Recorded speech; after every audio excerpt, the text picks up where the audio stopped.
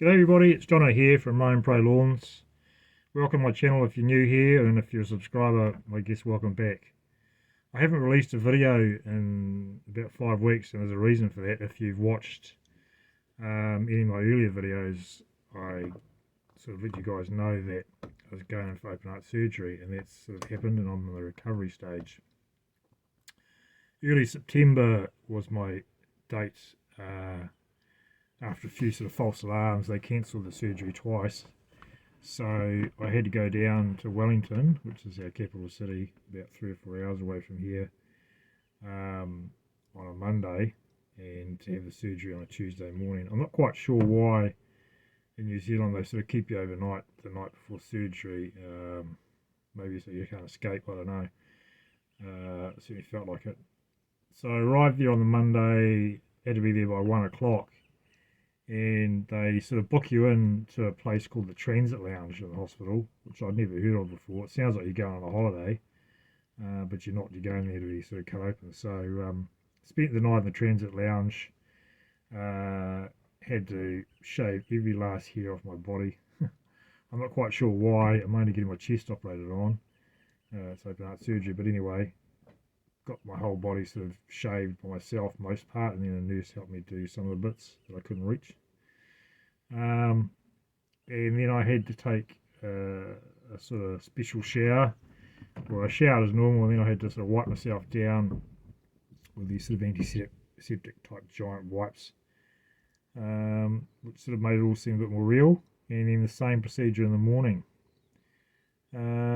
They sort of let me out that evening so I could go and have dinner with my wife, which is good. She was staying in the hotel across the road, and it's quite a daunting sort of operation. There were certainly risks, as there are with all operations, so it's nice to sort of have a bit of time away and have a sort of last meal, if you like, before the big day.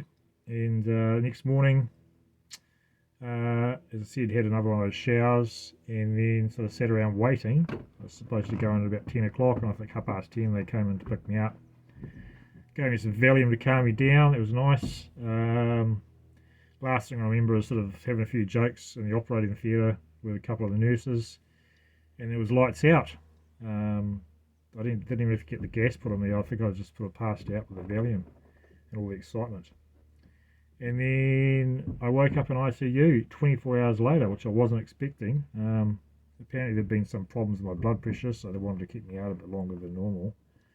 So when I finally did come to, there were a couple of things I was worried about. One was that I knew I'd be intubated, i.e. having a breathing hose down my throat. It wasn't as big a deal as I thought. I sort of just kept on pointing it until the nurses there sort of finally took it out after I regained consciousness.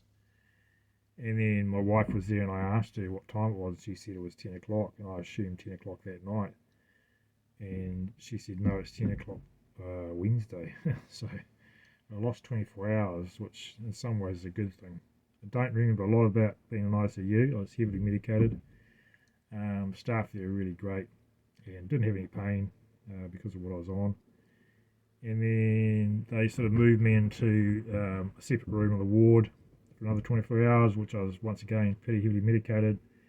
Had a few people come and visit me and don't even remember it. Was in and out of consciousness, asleep most of the time.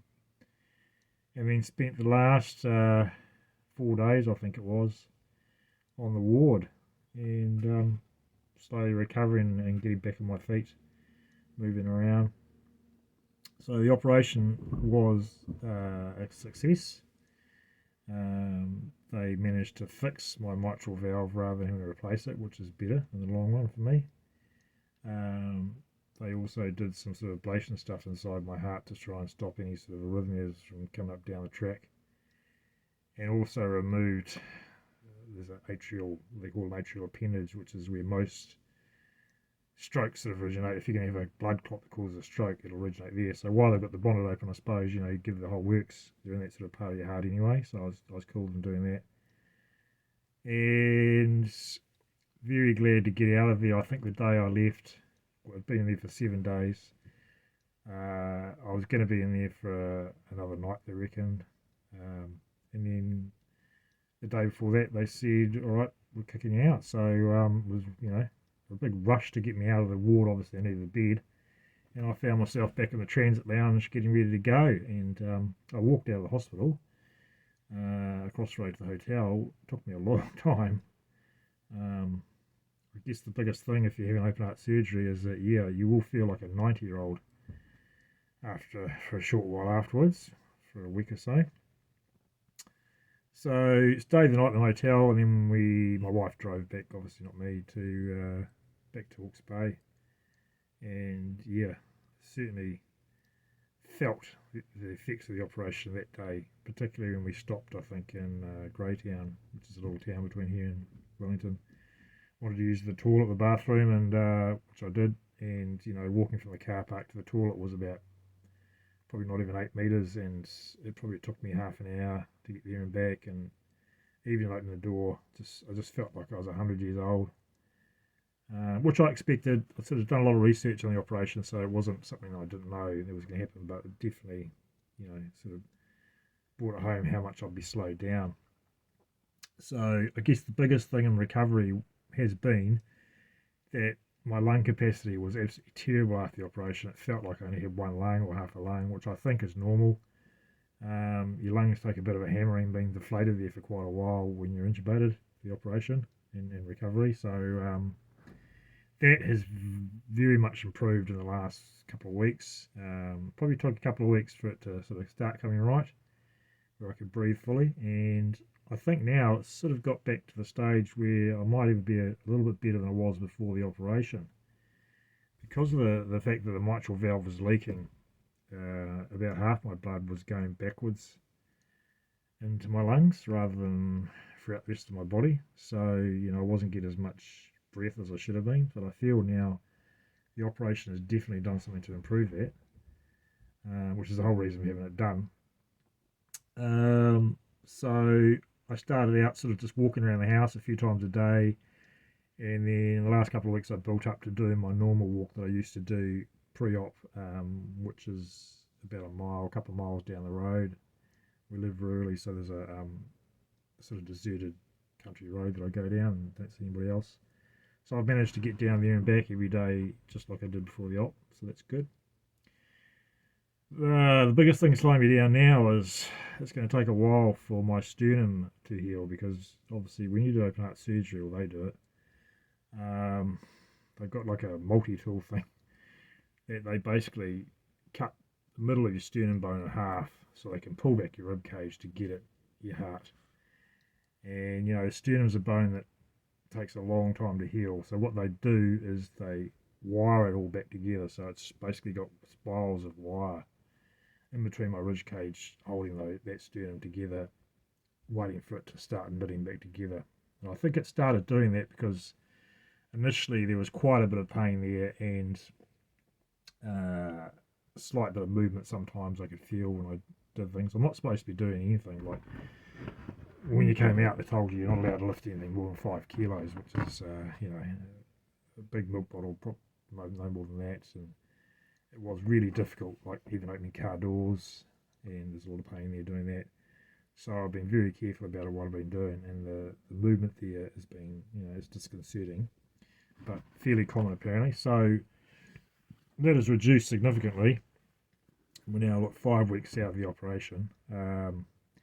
But having said that, I still cannot do anything as far as heavy lifting goes. So getting back to the business is going to be a while. I've had a variety of opinions from doctors, so I'll go with a safe bet, because some of them have said 3 months for what I do.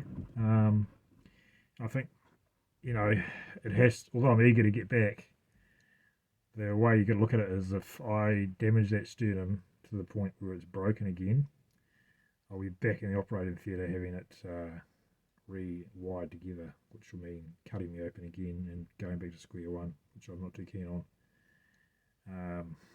So that won't be happening. So I guess I just have to hang fire. We're a spring here now, so the phone will definitely start ringing soon, and the demand will be there. And it's a shame to sort of miss that opportunity, but I'm just going to wait and probably plan on going back, starting the business again proper early December. A lot of my clients have sort of said they'll hang around. I don't know. I mean, a lot of them are probably going to have to wait. We have been waiting for about 3 months by the time I get back, so they may well go with somebody else. I'm just going to send out a group text, an email, and see what comes in. Otherwise, I'll just go back to my normal plans when I'm trying to drum up clients. When I initially started the business, I initially used postcards and flyers without much effect, and then I started using Google Ads, which was very effective. So I may find myself going back to use Google Ads again, just in that short term, to sort of get the clients I need back on board, or I may not need it. It depends what the phone calls are like come December or late November. So yeah, that's what we're up to. So not many mowing videos on the go at the moment. I probably will post one shortly after this. My lawn, which is well overdue, it's been about a month since I mowed it. I mowed it before, obviously, the operation, is about a foot high in places, so I will get the Sternum mower out and do that. I've sort of been reluctant to use it up until now because I wasn't actually allowed to dry it either for a month. Mostly because the nature of the operation, the fact that you get put on a bypass machine and all the drugs they give you can affect you cognitively for a few weeks out of the operation. So they don't want you crashing your car. So I figured, getting on a stand-on mower might be a bit risky. We've got a sloping property, so it's you've got to have your wits about you when you use it. So I've left that, and I'll start doing it now. I suppose we've got some fine weather, so that'll be the next video I post. What else? That's about it, really. Yeah, I'm alive, which is good. Wasn't really planning on having this sort of operation. I'm not really had any health problems, of any great description right through my life. So at 51, it was a bit daunting having to go through this. I'm certainly glad on the other side of it. I think the worst part about having open heart surgery is the time leading up to it, because your mind's working overtime as to thinking all the worst case scenarios that could go wrong. It's not a walk in the park. I probably felt the most unwellest I've ever felt after the operation in hospital. But that's quickly sort of come right, and I think it's going to be good. And I'm looking forward to being a lot fitter than I was. Although I thought I was fit. And working a full day in lawn mowing, you have to be. I think it's probably at a disadvantage because of the state of that valve, and I really wasn't noticing as much. So I'm hoping that I will notice that things are a lot easier as my fitness comes back online. And it could take 3 months to a year to get fully back to where I should be. So yeah, that's my story. If you're going to go through the similar operation, you got any questions, don't hesitate to give us a yell. Or maybe you've been through it yourself already, and you're done and dusted with it. But anyway, I'll catch you on the next video. Cheers.